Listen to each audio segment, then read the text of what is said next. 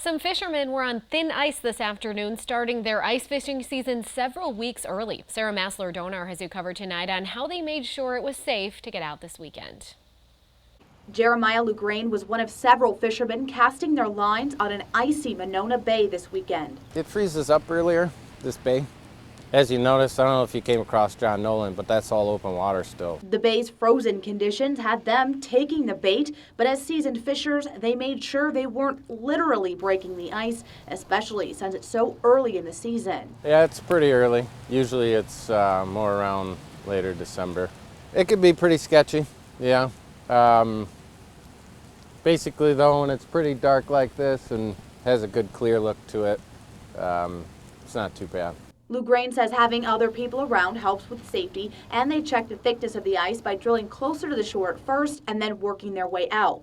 I just put my hand there and kind of grip it and see how thick the ice is. And while the ice may have held for these fishermen over the weekend so they could get a jump start on the season, they may have to hold off now for a couple days or weeks as temperatures are set to warm up pretty soon. According to the Department of Natural Resources, ice is never 100% safe, a fact Lugrain, who's been fishing for a few decades, is well aware of. There's always a potential, especially if you get out early. But this time of year, to get the real deal, they have to take to the ice. That's the only way you can catch fish. You want to go catch some fish, you got to get out on the ice in the winter. On the shores of Lake Monona, Sarah Massler-Donar, 27 News.